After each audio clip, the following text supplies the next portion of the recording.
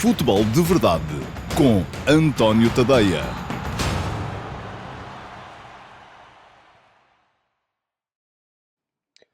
Ora, então, olá a todos, muito bom dia. Sejam muito bem-vindos à edição número 74 do Futebol de Verdade para a temporada de 2023-2024. Hoje é sexta-feira, está aí já o fim de semana, é dia 17 de novembro de 2023. Ontem foi dia de jogo da Seleção Nacional. Portugal ganhou no Liechtenstein por 2-0, depois de uma exibição pobre, monótona e aborrecida contra uma das mais fracas seleções do mundo. Martínez resolveu fazer testes, testar coisas que provavelmente não vai ter a oportunidade de voltar a pôr em prática, porque não vai ter mais adversários assim tão fracos como este Liechtenstein nos tempos mais próximos. Mas ontem à noite eu já fiz chegar até vós, até quem é subscritor premium do meu Substack, em tadeia.substack.com, a edição do Futebol de Verdade Flash, relativa à minha análise desse jogo. Foi um bocadinho mais de 15 minutos, foram 17 minutos de vídeo para poderem ver. Quem for subscritor premium já recebeu ontem à noite no seu e-mail. Quem não for, basta esperar pelo final desta edição do Futebol de Verdade para poder ver a reposição dessa análise ao Liechtenstein 0, Portugal 2. O jogo foi fraco, conforme já disse, mas atenção, convém não desviarmos o olhar muito daquilo que é importante, que é o facto de Portugal estar neste momento com 9 jogos, 9 vitórias, está a caminho do pleno de vitórias numa fase de qualificação que nunca conseguiu até hoje. Atenção, e se ganhar no domingo em casa à Islândia, vai conseguir esse pleno, 10 jogos, 10 vitórias. Conseguiu igualar aquela que é a sua melhor série de sempre de vitórias consecutivas, e tinha acontecido em 1966, quando a Seleção Nacional tinha ganho os 5 jogos de preparação que a levaram até à fase final do Campeonato do Mundo, e depois ganhou os primeiros 4 jogos, os 3 da fase de grupos e os dos quartos de final, já na fase final do Mundial 66. Viu essa série na altura interrompida com uma derrota contra a Inglaterra nas meias finais. Conseguiu tornar-se a primeira seleção da história a não sofrer golos fora de casa numa fase de qualificação para o Campeonato da Europa, e isso já está garantido. Portugal tem 2 golos sofridos, mas foram ambos em casa, no jogo contra a Eslováquia, e, além disso, está ainda perfeitamente no trilho para poder ter a sua fase de qualificação mais goleadora de sempre. Até aqui, isso aconteceu na fase de qualificação para o Mundial de 2006, quando Portugal fez 35 golos em 12 jogos. Neste momento está com 34 golos. Só fez 9 jogos, só vai fazer 10, mas se marcar contra a Islândia, iguala esses 35 golos, ainda que em menos jogos. Se marcar mais de estabelece um novo recorde para a seleção portuguesa. Muito bem entendido. Muito bem. O jogo está explicado na edição do Flash de ontem à noite, que, conforme já vos disse, podem, se ficarem por aí, ver um bocadinho mais à frente. E, além disso, deixem-me dizer-vos que hoje foi dia de live. O que é que isto quer dizer? Quer dizer que o Futebol de Verdade começou ao 12h30. Alguns de vocês, com certeza, estarão aqui vindos da live, porque estiveram no direto, que é aquele período de 45 minutos em que eu estou a ler os comentários do live chat e a interagir com eles em direto no programa, em que recuperamos aquilo que é um bocadinho a gênese do Futebol de Verdade, em que o programa é feito por mim e por vocês em interação permanente. Dura 45 minutos, sempre do 12h30 às 13h15, às sextas-feiras. Depois, às 13h15, acaba a live e fica disponível a edição do dia do Futebol de Verdade, que hoje vai ter Q&A, como tem todos os dias. Vou responder a 2 perguntas vossas, já sabem como é. Uma vem daqui mesmo, das caixas de comentários do programa de ontem no meu canal de YouTube, e a outra vem da chatroom, perguntas do Discord, que está lá no meu servidor de Discord, ao qual acedem, já sabem, todos os subscritores premium do meu Substack, em tadeia.substack.com, que queiram fazê-lo. E vamos então passar rapidamente para o Q&A de hoje. Futebol de Verdade com António Tadeia.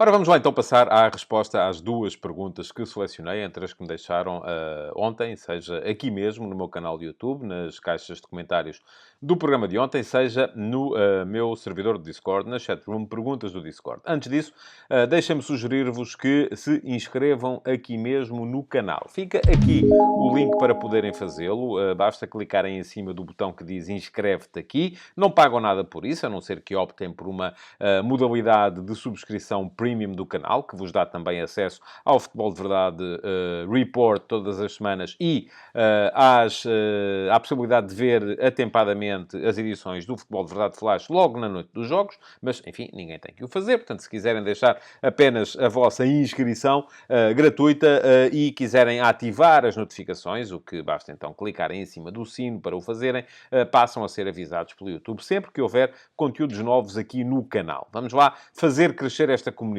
Aproveito para vos pedir também que deixem o vosso like no programa de hoje, para que o algoritmo do YouTube possa mostrar o programa a mais gente. E dito isto, vamos então passar a ler a pergunta que selecionei entre as que ficaram ontem, na caixa de comentários do programa de ontem no YouTube, e ela já está aí à vossa frente, e a pergunta foi deixada pelo João Martins, que é repetente esta semana. João Martins está a trabalhar bem para o Futebol de Verdade. Muito obrigado, João, pela sua pergunta. Perguntou hoje o João o seguinte: bom dia, cresci a ouvir que a geração de ouro da nossa seleção foi a equipa de João Pinto, Figo e afins. Não tenho memória dessa seleção, mas sei que a nossa seleção atual é de elevado nível e, acredito, superior. Partindo do princípio que viveu estas duas gerações, seria interessante fazer uma comparação desses conjuntos em vários aspectos, como o estilo de jogo, o estilo dos jogadores, o posicionamento dessa geração e da seleção atual face ao contexto europeu e mundial, o nível dos nossos jogadores face aos restantes melhores do mundo, o respeito que a nossa seleção tinha nesse tempo e o respeito que tem agora e, principalmente, e para ter aqui uma pergunta, de que forma é que os portugueses se envolviam com a nossa seleção em comparação com os tempos atuais. Muito obrigado, João, pela sua pergunta. Há diferenças enormes entre aquilo que foi a eclosão da geração de ouro, e a geração de ouro é tida como aquela que juntou os campeões do mundo de sub-20 de Riad em 1989 e de Lisboa em 1991. Portanto, basicamente é aquela equipa que começa a chegar à seleção principal logo a seguir, que não consegue a qualificação para a fase final do Mundial de 94, e isto acabou por gerar uma espécie de terremoto na Federação Portuguesa de Futebol. Porquê? Porque depois de ter sido campeão do mundo em 91 e em 89, Carlos Queiroz passou a selecionador principal, levou com ele boa parte dos jogadores que tinham sido campeões do mundo e a seleção fracassou na qualificação para o Mundial de 94, foi afastada pela Itália. E no seguimento da derrota em Itália, que marcou a eliminação, Carlos Queiroz disse logo no relvado que era preciso varrer a porcaria da Federação. Queiroz acabou por sair, a seleção entrou numa nova fase, já com António Oliveira, em vez dele como selecionador, e conseguiu a qualificação para a fase final do Europeu de 96, falhou depois no Mundial de 98, mas a partir daí, desde 2000, que está em todas as fases finais. Portanto, eu acho que aquela primeira geração, e eu olho muito para a equipa do Europeu de 96, com o Vítor Bahia, com o Jorge Costa, com o Fernando Couto, com o Paulo Sousa, com o Figo, com o Rui Costa, com o João Pinto. É muito essa equipa que marca a noção para os portugueses de que é possível estar lá ao nível dos melhores. E porquê? É verdade que Portugal tinha estado nas fases finais de 84 e 86. 84, aliás, é uma seleção extraordinária. Marcada pelo talento, sobretudo, de Fernando Chalana, pela capacidade goleadora de Rui Jordão, mas Portugal tinha mais avançados de bom nível, como o Nené, como o Fernando Gomes, pelo meio-campo, que tinha o Carlos Manuel, o Jaime Pacheco, o António Sousa, já não apanhou até em tempo útil o João Alves e o Humberto Coelho, mas era uma equipa que ainda tinha o Eurico, tinha aquela defesa e o Lima Pereira, aquela defesa do Futebol Clube do Porto, que dava cartas no futebol nacional e internacional. E, portanto, foi uma equipa que fez um excelente Europeu de 84, mas essa sim foi absolutamente novidade, porque não era habitual Portugal estar numa fase final. Portugal foi à fase final de 84 e já não estava desde 66. Depois repetiu a qualificação para 86, mas fê-lo numa campanha absolutamente bipolar, em que fazia coisas fantásticas, fazia coisas horríveis. Portugal qualifica-se com o milagre de Estugarda, dias depois de ter ganho de aflitos em casa a Malta, e portanto era uma equipa que tanto podia ganhar à Inglaterra, como ganhou na abertura desse campeonato do mundo, como perder com Marrocos e com a Polónia, como perdeu a seguir, acabando eliminada na fase de grupos. Portanto, essa equipa foi ainda uma equipa quase da pré-história da modernidade do futebol português. Uma equipa que conseguiu algumas conquistas, conseguiu fazer com que o jogador fosse visto de outra forma, até mesmo na estrutura da federação, e o caso Saltilho foi muito importante para isso mesmo, e que, no entanto, era uma equipa seguida com paixão pelos portugueses que estavam mais dentro do futebol. E eu já vou explicar por que razão é que fui buscar isto tão atrás. Porquê? Porque nessa altura a malta que ia ao futebol era malta absolutamente... Era malta que era também quem ia aos jogos da seleção. E hoje não é assim. Isto tem a ver com aquela questão como é que a seleção é vista pelos portugueses. Nessa altura a seleção era vista pelos portugueses como, de facto, a equipa de quem ia ao futebol. Hoje... é mais a equipa de todos nós, para usar a expressão feliz do José Neves de Sousa, que na altura chamou à Seleção Nacional a equipa de todos nós. Na altura não era. Aliás, hoje em dia temos uma seleção muito mais universalista e, aliás, cada vez mais o público da seleção é diferente do público dos clubes. É um público de gente que não anda aí nas diatribes e nas dialéticas clubistas ao longo do ano, mas que depois se junta para os jogos da seleção. Malta que é menos fanática pelo seu clube, mais mulheres, mais jovens. Portanto, a seleção hoje em dia tem um público diferente. Mas, bom, enfim, tivemos essa primeira fase. Depois, a seleção volta a cair, apesar de ter um Paulo Futre, que era um jogador de topo no futebol europeu. E só regressa em 90... Mas lá está. Falha em 94, está em 96, falha em 98. Porquê? Porque é nessa altura que começa a dar-se aqui um fenómeno, que é o fenómeno da internacionalização do jogador português. Isso é muito importante para a equipa poder encarar os adversários estrangeiros, as grandes potências do futebol internacional, de igual para igual. Porquê? Porque os nossos jogadores já jogavam lá. Já tínhamos gente a jogar no Barcelona, na Juventus, nas grandes equipas de Espanha, de Itália, de Inglaterra. Os nossos jogadores estavam lá, jogavam contra aquela gente todas as semanas. Portanto, quando tinham que os defrontar nos jogos de seleção, já não se sentiam inferiores. Isso levou tempo. E porquê? Porque começa a acontecer com a ida do Figo, do Fernando Couto, do Vítor Bahia para o Barça. Depois, enfim, há mais jogadores a começar. O Paulo Sousa vai para a Juventus. O próprio Paulo Futre já andava por lá, mas o Paulo Futre em 96 já não está. Enfim, já está no ocaso da sua carreira. Ainda fez a qualificação para o Mundial de 94, mas já não vai estar em 96. E, portanto, isso levou... O Rui Costa foi jogar para a Fiorentina e depois para o Milan. Portanto, havia o Fernando Couto, depois foi para a Itália também, jogou no Parma, enfim. Portanto, houve uma série de jogadores que se internacionalizaram e que passaram a dar uma dimensão diferente à seleção nacional. E é por isso que essa geração de ouro...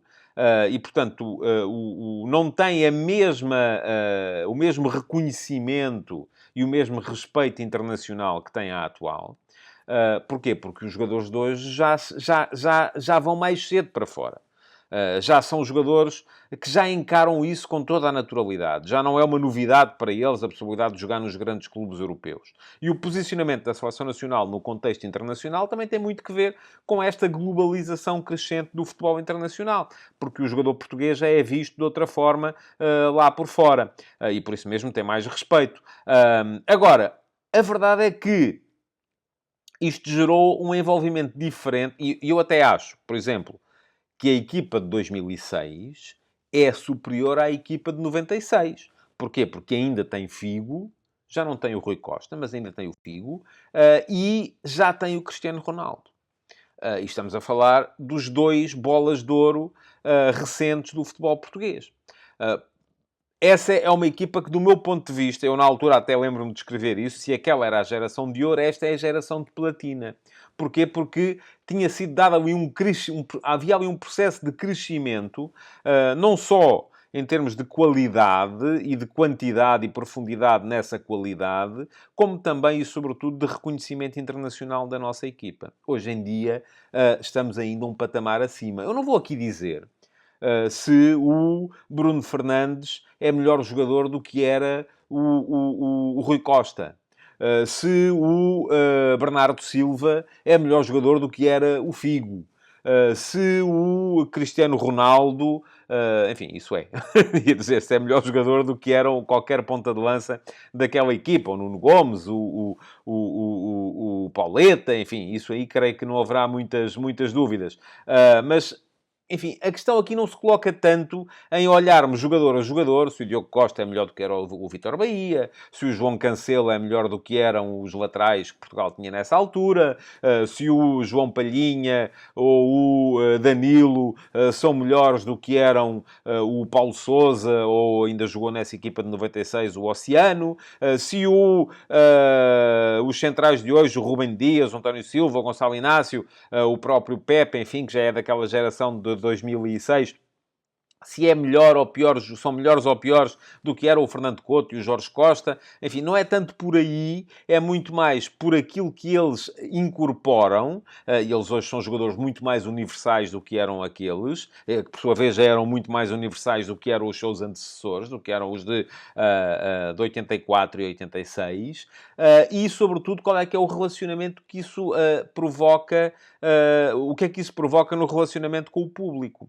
Porque se em 84 a seleção era o prolongamento do sentir clubista, e havia muito isso, havia muito bloco. A seleção de 84, e para o Europeu de 84 foram apenas 20 convocados, e nestes 20 convocados havia um jogador do Sporting, que era o Jordão, havia, se não me engano, estava o Damas, que nessa altura ainda estava no Portimonense, e os outros 18 foram divididos irmãmente entre Benfica e Futebol Clube do Porto, que eram os dois grandes blocos. Aliás, isso até se repercutia depois na composição da equipa técnica, onde o Fernando Cabrita era o selecionador, mas depois havia como adjuntos o Tony, em representação do Benfica, e o António Moraes, em representação do Futebol Clube do Porto. Portanto, havia ali uma espécie de hidra com várias cabeças para formar a comissão técnica, e aquilo era sempre discutido entre quantos é que entram do Benfica, quantos é que entram do Porto, e era sempre muito por aí. Portanto, havia na seleção o prolongamento do sentir clubista.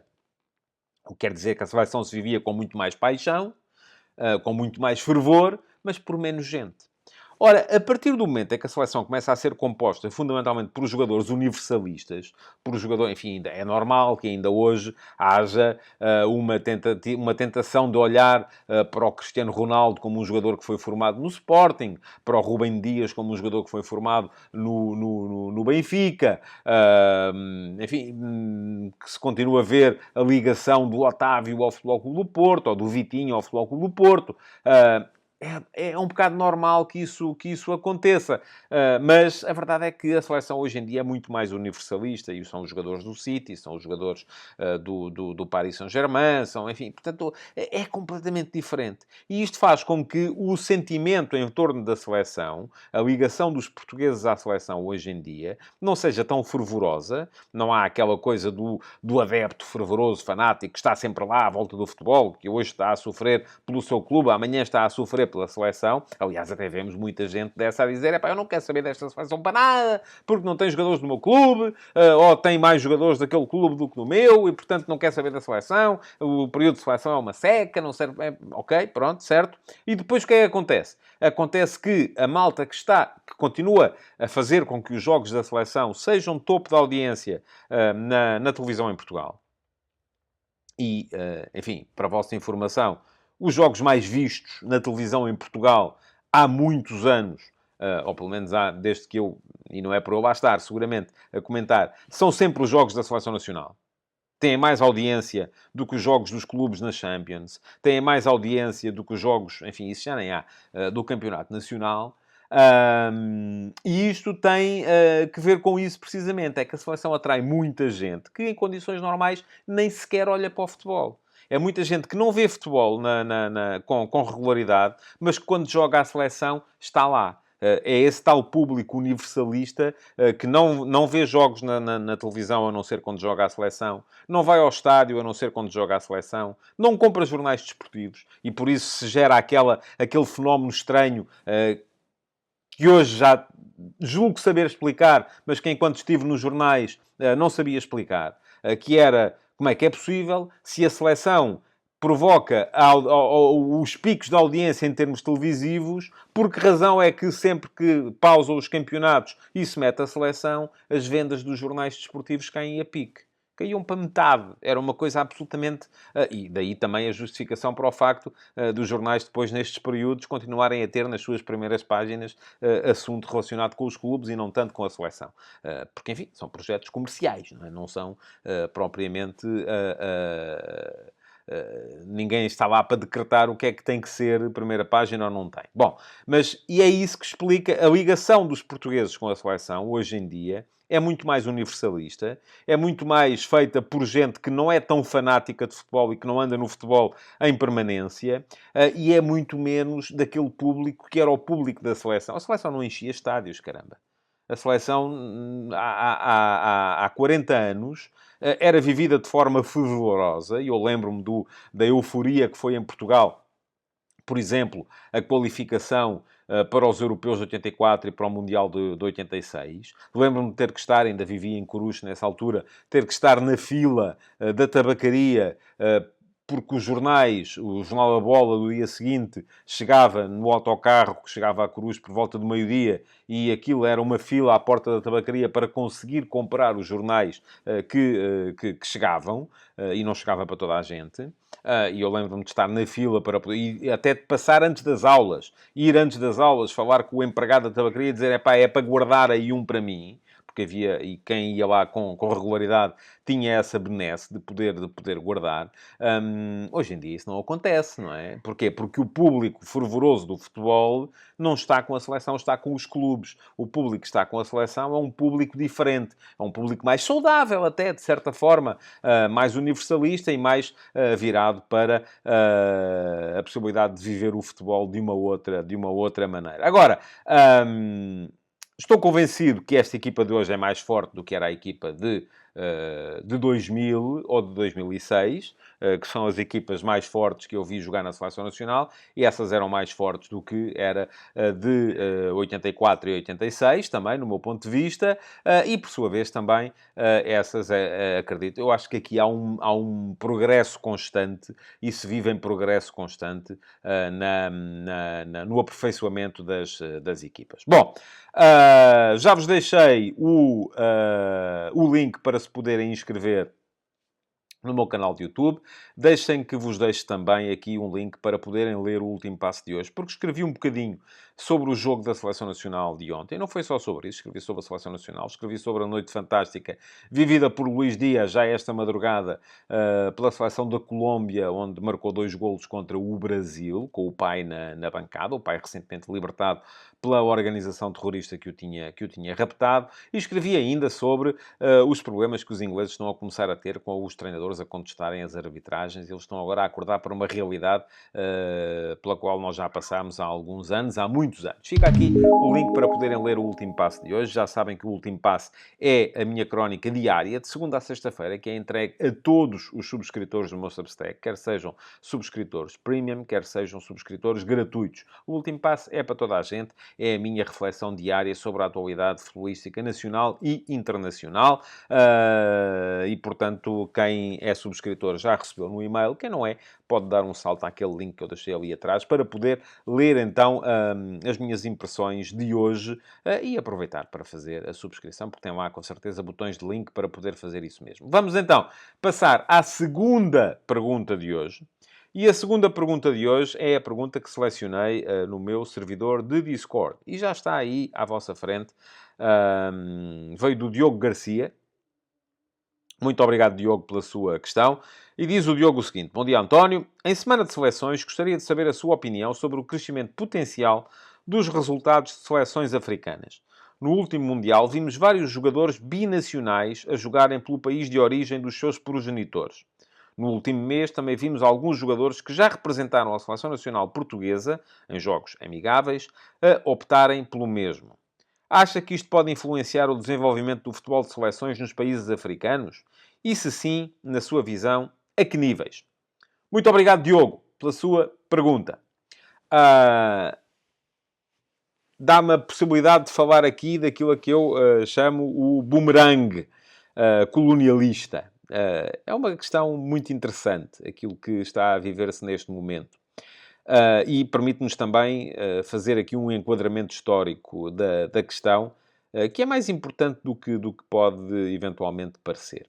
Primeiro que tudo, deixem-me dizer-vos que, para acederem ao meu servidor de Discord, têm que ser subscritores premium do meu Substack. Pagam 5€ por mês, ou 50€ por ano, se quiserem comprometer-se durante um ano com o meu jornalismo, independente dos grandes grupos de média. O acesso ao servidor do Discord não é a única vantagem. Podem estar também no meu canal de Telegram, onde recebem os textos lidos por mim para poderem ouvi-los enquanto cumprem outras tarefas do vosso dia-a-dia. Podem aceder às edições do Futebol de Verdade Flash logo na noite dos jogos. Podem aceder às edições do Futebol de Verdade Report, que é o meu programa semanal de análise tática ou estatística, que é entregue apenas aos subscritores premium. Podem, além disso, aceder a todo o arquivo do meu Substack e aceder aos conteúdos exclusivos para subscritores premium, como são as séries Donos da Bola, F80, Eminências Pardas, os textos de Data Journalism, as reportagens, enfim, tudo aquilo que são conteúdos exclusivos para subscritores premium. E ainda neste fim de semana vamos ter, por exemplo, mais um episódio da série F80 com toda a história da temporada de 1937-38.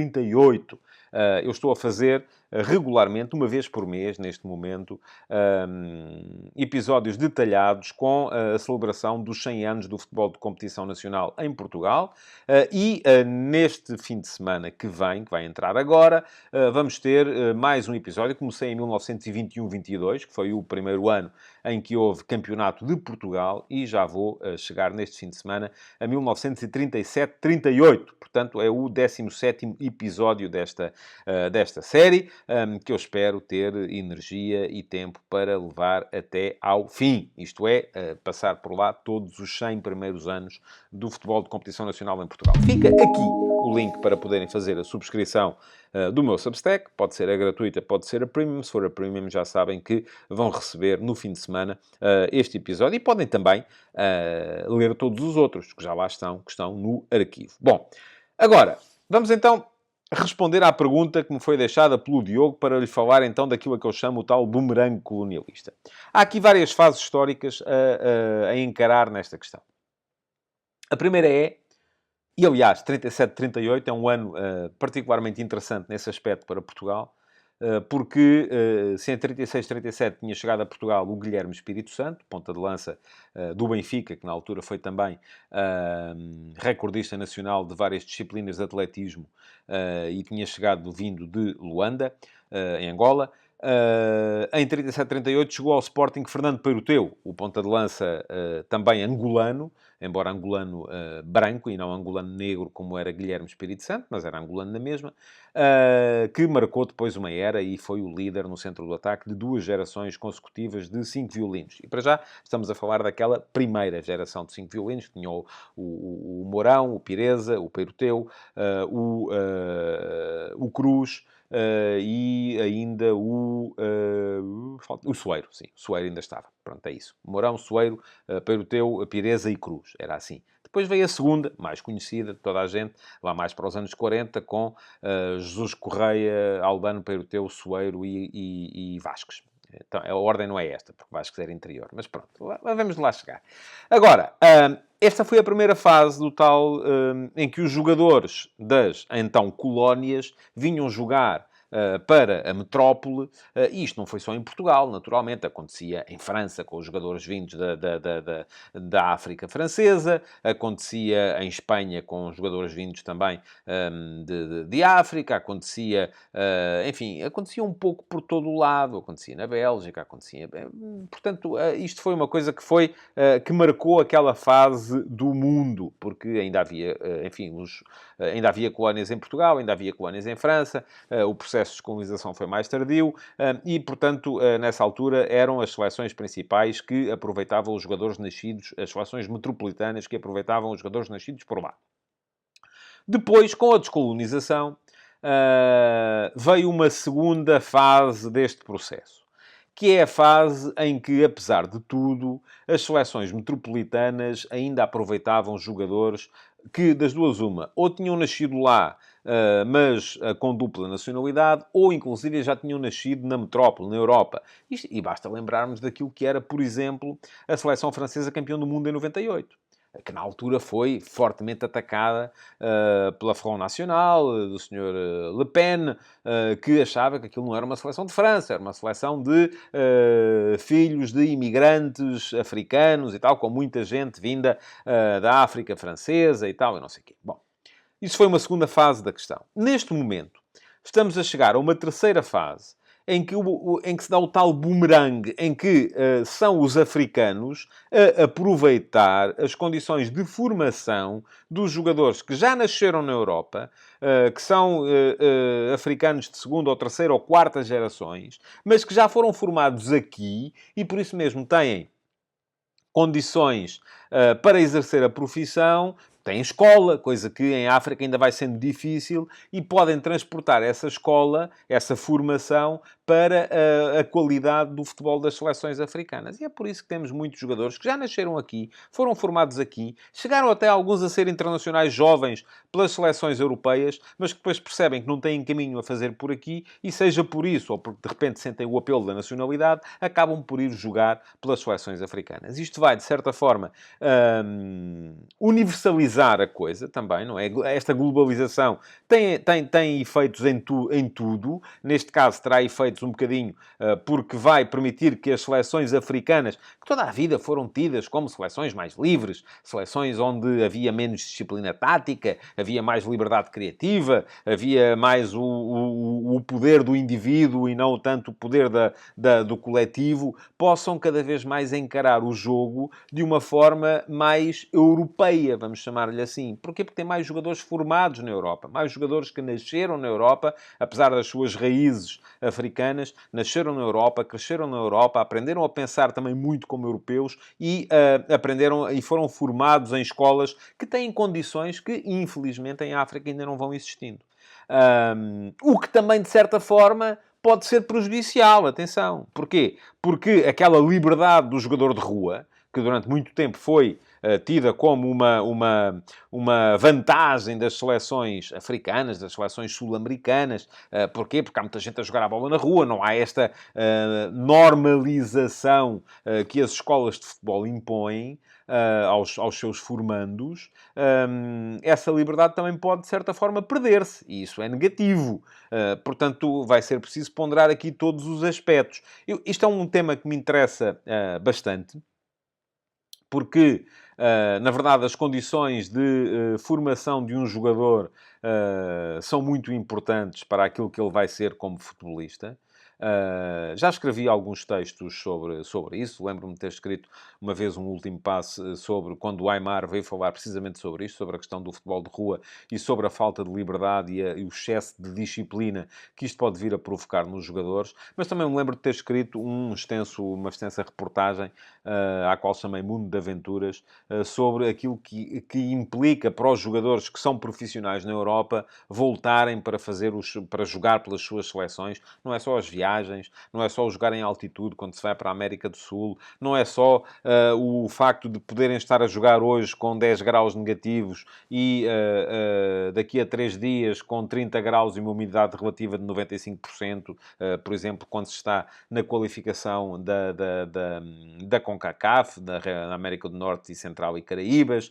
Não é só o facto de haver hábitos alimentares e de convívio social completamente diferentes diferentes, e eles quando vão para a seleção depois voltam, estão lá uma semana e meia e voltam com nostalgia da terra. Portanto, tudo isso é relativamente importante na forma como os jogadores vão vivendo a sua experiência de serem profissionais na Europa. Fica aqui também o link para quem quiser ler esta reportagem, que foi das primeiras que eu assinei aqui no meu Substack. Falei na altura com muita gente para explicar a toda a gente o que é jogar a qualificação de um campeonato do mundo por todo o mundo. Porque o campeonato do mundo não é só... Nós centramos muito aqui naquilo que são as qualificações europeias, mas não é só isso que está aqui em causa. É muito mais do que isso aquilo que está aqui em causa. Bom, já vai longo o Futebol de Verdade de hoje. Ainda há a reposição do Futebol de Verdade Flash de ontem para poderem ver, relativo ao Liechtenstein 0, Portugal 2. É com isso que vos vou deixar. Se já viram a live, um bom fim de semana para todos. E eu volto no domingo à noite com a edição do Futebol de Verdade Flash relativo ao Portugal e Islândia. Se ainda não viram a live, deixo a sugestão para que aqui no canal a procurem, porque são 45 minutos de interação convosco, com quem esteve no direto, acerca das expectativas relativas àquilo que o primeiro terço de campeonato já nos deixou a todos. Portanto, meus amigos, se já viram, um bom fim de semana. Se não viram, deem por lá um salto. De qualquer modo, se ainda não viram o Futebol de Verdade Flash, fiquem por aí, porque ainda há mais 17 minutos de programa com a minha análise ao Liechtenstein Portugal. Futebol de Verdade com António Tadeia.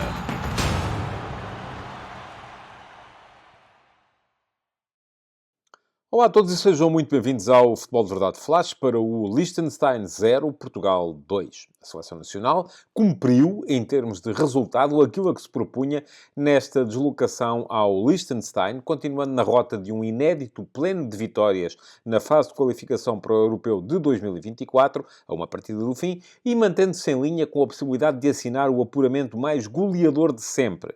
No entanto, a equipa não satisfez no plano exibicional, tão desorganizada e talvez em consequência disso lenta, apareceu no jogo contra o adversário mais fraco deste grupo, dessa forma transformado num aborrecimento de hora e meia.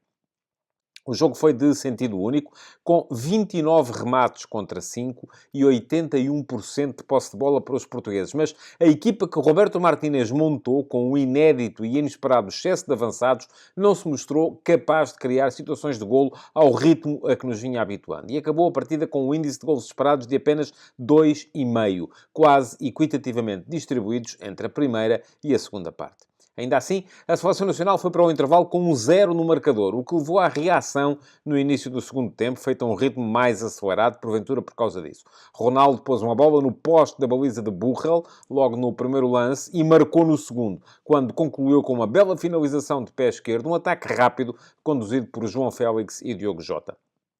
Cancelo fez o 2-0 uns 10 minutos depois, em jogada individual, a aproveitar uma saída em falso do guardião da casa e, mesmo melhorando, quando passou a contar com dois alas verdadeiros, conforme explicarei mais daqui a bocado, Portugal não chegou verdadeiramente a ter de entrar no jogo para o ganhar.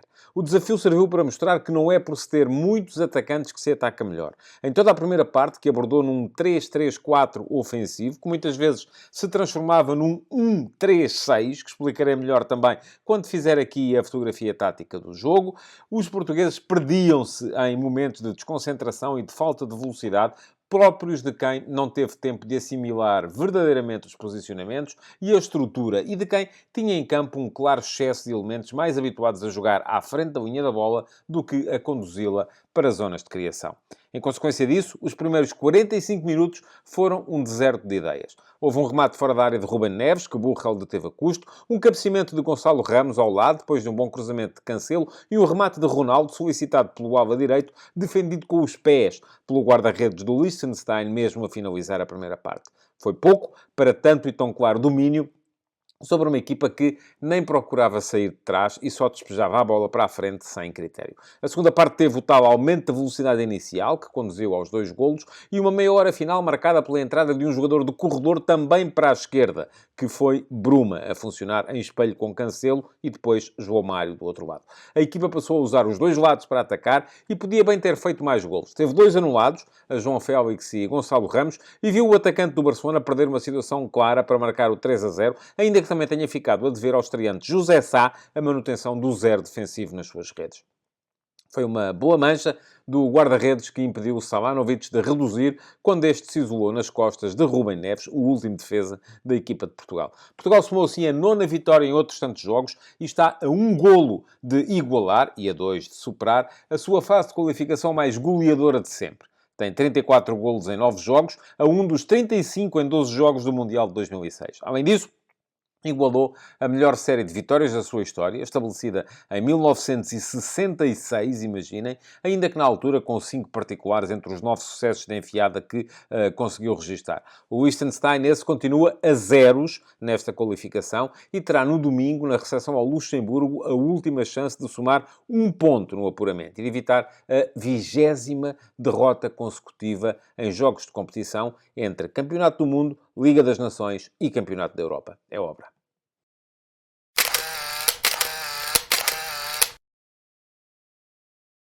Vamos lá então tentar perceber como é que Portugal apareceu em campo com tantos atacantes hoje. Ora, Roberto Martínez manteve apenas 4 jogadores da equipa que tinha ganho por 5-0 na Bósnia no último jogo desta fase de qualificação de Portugal. Foram eles João Cancelo, que na altura tinha jogado como defesa esquerdo e hoje foi ala direito, Bruno Fernandes, que se manteve no meio-campo, e depois ainda o João Félix e o Cristiano Ronaldo. Embora João Félix tenha aparecido hoje como uma espécie de defesa ala esquerda, enfim, já vamos tentar perceber mais à frente. Saíram do 11 o Diogo Costa, o Diogo Dalot, o Rubem Dias, o Gonçalo Inácio, o Danilo Pereira, o Otávio, o Rafael Leão. Portanto, foi uma equipa muito alterada, que promoveu a estreia logo de início de 2 jogadores, o guarda-redes José Sá e o central esquerdino Totti Gomes, e depois, durante o jogo, promoveu mais uma estreia, a de João Mário, que entrou a dada altura para o lugar de João Cancelo. Mas como é que então apareceu a equipa de Portugal? Muito bem, há que distinguir o comportamento no momento defensivo do comportamento no momento ofensivo. A defender, Portugal colocava-se num 4-4-2, embora tenham sido poucas as vezes que foi chamado a fazê-lo. E era como? João Cancelo era o lateral direito, à frente, o guarda-redes era José Sá, naturalmente, o lateral direito João Cancelo, Totti Gomes convertia-se de central esquerdo em lateral esquerdo, os dois centrais eram António Silva e Rúben Neves. Depois, Diogo Jota aparecia como segundo médio, perto de Bruno Fernandes, que era o médio mais recuado, imaginem, sendo que Bernardo Silva fechava o corredor direito e João Félix fechava o corredor esquerdo. Na frente, Gonçalo Ramos e Cristiano Ronaldo como os jogadores que estavam naquela primeira zona de pressão. Mas era depois, no desdobramento ofensivo, que a equipa aparecia de forma a surpreender mais o adversário. Porquê? Porque atacava naquilo que inicialmente parecia uma espécie de 3-3-4, mas que, enfim, vamos chamar-lhe 3-3-2-2, era mais isso, porque, embora houvesse ali uma série de sociedades, Portugal começava a jogar com 3 homens atrás, António Silva, Rúben Neves e Totti Gomes, eram os 3 jogadores da saída. João Cancelo, claramente aberto no corredor direito, embora com bola fizesse muitos movimentos para o interior e estivesse constantemente a tentar explorar o corredor central em diagonais com bola. Do outro lado, quem aparecia encostado à linha do lado esquerdo era, imaginem, João Félix, que procurava ali algumas trocas posicionais com Diogo Jota, que era o jogador que aparecia imediatamente à sua frente. Ora, do outro lado, à frente de João Cancelo, estava Bernardo Silva. E muito daquilo que era o jogo de Portugal funcionava em função desta capacidade de coordenar estas duplas. João Cancelo, Bernardo Silva no corredor direito, João Félix, Diogo Jota no corredor esquerdo, Cristiano Ronaldo, Gonçalo Ramos, ambos como pontas de lança, e depois a equipa desdobrava também os seus centrais. Porquê? Porque Rúben Neves ficava como elemento mais recuado e António Silva e Totti Gomes avançavam de maneira a ficarem quase ao nível de Bruno Fernandes, que era o meio-campista, o único meio-campista que Portugal apresentava na partida. Ora, isto claramente criou muitas dificuldades de organização à equipa. Viram-se muitos passos transviados. Muitas vezes os jogadores claramente não sabiam onde é que deviam estar os seus companheiros. Aquela possibilidade que as equipas que aprendem bem a sua estrutura tática têm de jogar quase que de olhos fechados era uma coisa que Portugal não tinha e, obviamente, se os jogadores tinham que procurar os companheiros, aí se perdia há algum tempo. Portanto, a equipa veio para a segunda parte com a necessidade de aumentar a intensidade e a velocidade do jogo, sem alterações táticas, manteve o mesmo esquema. Mexeu pela primeira vez Roberto Martínez ao minuto 60, quando trocou Bernardo Silva por Ricardo Horta, mas Ricardo Horta foi colocar-se no mesmo local onde estava Bernardo Silva, ali como avançado interior direito, vamos chamar-lhe assim, em coordenação de movimentos com o ala direito, que era João Cancelo, e depois melhorou, de facto, ao minuto 67, quando saíram Cristiano Ronaldo por Bruma e Bruno Fernandes por Vitinha. E melhorou porquê? Porque, sobretudo, Portugal passou a ter um jogador de corredor também do lado esquerdo. Félix foi sempre absolutamente inadaptado à posição de ala esquerdo encostada à linha, passou a ser Bruma a jogar por aí, João Félix passou para aquela posição de avançado interior esquerdo, onde estava até aí o Diogo Jota, e o Diogo Jota passou para a posição de ponta de lança, onde está, ao lado de Gonçalo Ramos, onde estava o Cristiano Ronaldo. Passou a coisa a funcionar melhor, porque além de ter Cancelo a abrir o jogo na direita, Portugal passou a ter também Bruma a abrir o jogo na esquerda. Quanto a Vitinha, enfim, fez muito aquilo que Bruno Fernandes estava a fazer até esse momento. Por fim, ao minuto 87, mais duas trocas, que foram a saída de Cancelo por João Mário, e João Mário foi jogar como ala direito, precisamente onde estava Cancelo, e a fazer as mesmas coisas que João Cancelo, e houve ainda a troca de João Félix por João Neves, sendo que foi Vitinha quem avançou para a frente. João Neves foi colocar-se no meio-campo e Vitinha avançou para a frente, para a tal posição de avançado interior esquerdo, onde estava o João Neves. Portanto, manteve Portugal até final a sua organização surpreendente naquele 3-3-4 que muitas vezes se transformava então no tal 1-3-6, com Rubem Neves atrás, os dois centrais e o médio, ambos em linha numa segunda linha, e depois os outros 6 homens, claramente, numa linha de atacantes. Quanto ao Liechtenstein, bom, o Liechtenstein entrou num 5-3-2, claramente pronunciado. É curioso que tenha mantido sempre dois jogadores, o Hassler e o Salanovic, como dois elementos mais avançados nesta estrutura defensiva. E, aliás, criou a sua única situação de golo precisamente numa combinação entre os dois, o que veio provar ali alguma razão para que isso acontecesse. Mas jogava com Benjamin Buchel na baliza, depois 3 centrais, Malin, Wieser e Traber, com Beck aberto na direita, mas a baixar muito, era lateral direito e não ala direito, e Gopal a fazer a mesma coisa pelo corredor esquerdo, 3 médios, o outro Buchel, Lutzinger e Zela, e depois na frente então Hassler e Salanovic. Não mudou em termos táticos a equipa do Liechtenstein, só foi trocando de jogadores à medida que o jogo ia avançando, mas sempre sem muita capacidade para chegar à frente. Ainda assim, acabou com 5 remates, que é uma coisa absolutamente notável, e de tão pouca bola que teve, ainda conseguiu rematar 5 vezes à baliza e criar uma situação de gol.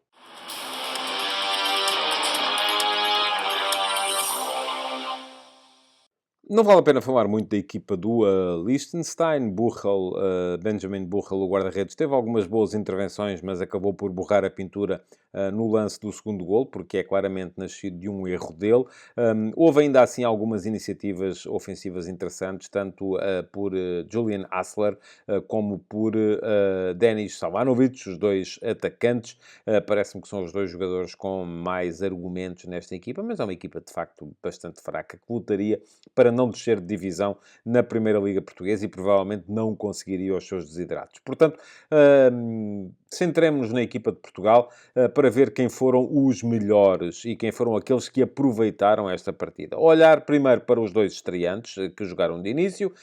Totti Gomes cumpriu sempre, nunca comprometeu, sempre seguro, sempre certo. Também o adversário pouco atacou, mas ele mostrou-se assertivo também com bola a inserir-se na ação ofensiva. E José Sá ainda acabou por assinar uma mancha importante para manter os zeros na sua baliza, quando Zalanovic conseguiu ganhar as costas de Rubem Neves, claramente um jogador com pouca velocidade para jogar como o último homem, como central do meio e às vezes único defesa. Ele que até é um centrocampista. Portanto, foi daqueles que que não pôde aproveitar o jogo por circunstâncias várias. De resto, houve quem passasse muito ao lado do jogo, Bernardo Silva, Bruno Fernandes, Diogo Jota, embora Diogo Jota tenha feito a assistência para o golo de Cristiano Ronaldo, Gonçalo Ramos também, enfim, foram jogadores que pouco se viram. João Félix, claramente inadaptado na posição de ala esquerdo, melhorou quando veio jogar um pouco mais para dentro, mas ainda assim quero crer que os melhores acabaram por ser o Cristiano Ronaldo. Esteve bem, fez um belíssimo golo, um golo com uma finalização extraordinária de pé esquerdo, uma busca da profundidade no momento exato, uma desmarcação no momento exato, da mesma forma que esteve bem, e esteve mesmo, foi quem esteve melhor de todos, o João Cancelo, o jogador que, embora nem sempre tenha decidido da melhor maneira e protagonizou algumas decisões erradas, acabou por ser, com as suas iniciativas individuais, com bola nos pés, da direita para o meio, o homem que mais desequilibrou a estrutura defensiva do adversário enquanto esteve em campo. Entre aqueles que saíram do banco ou saltaram no banco para dentro do campo, ainda assim destaque para Bruma, porque colocado junto à linha do lado esquerdo, esteve muito em jogo na meia hora em que participou e acabou por marcar também alguns pontos, com certeza, na opinião de quem estava a ver a partida. Mas o herói do jogo, claramente, João Cancelo.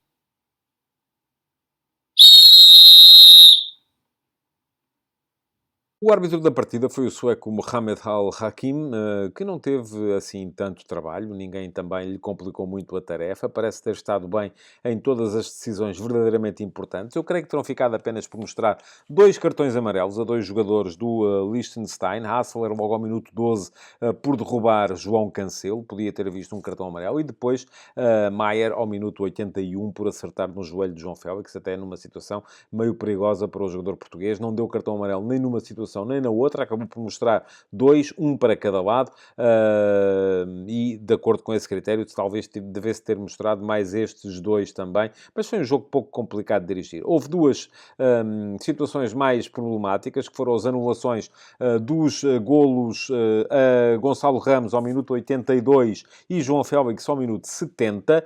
Não fiquei com certezas absolutas nem numa nem na outra, ou melhor, até fiquei com mais certezas no segundo caso, por me parecer evidente que António Silva está em posição irregular, depois de ver, claro, a repetição, porque à primeira vista não me apercebi disso. Mas vamos caso a caso. Primeiro que tudo, minuto 70, golo anulado a João Félix.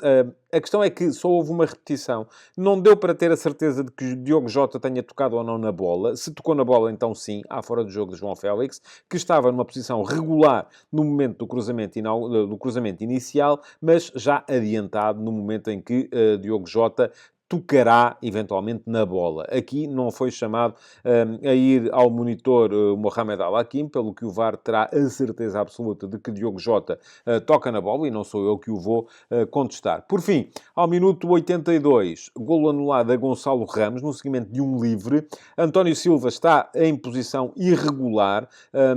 Creio que terá sido chamado ao monitor o árbitro sueco para julgar, porque aparentemente o VAR não terá a certeza de que António Silva toque na bola, e, portanto, transformando assim o lance num lance de interpretação. E sendo um lance de interpretação, parece-me também que a interpretação mais óbvia é que, quer toque na bola, quer não toque, António Silva acaba por ser importante, porque se faz à bola e interfere na ação não só dos defesas como do guarda-redes. Portanto, bem assinalado aqui também o fora de jogo a António Silva, quer ele tenha tocado ou não tenha tocado na bola. Portanto, assim sendo, bem anulados os 2 golos a Portugal e uma boa arbitragem, globalmente falando, do sueco Mohamed Al-Hakim. Futebol de verdade, de segunda à sexta-feira, às 12h30.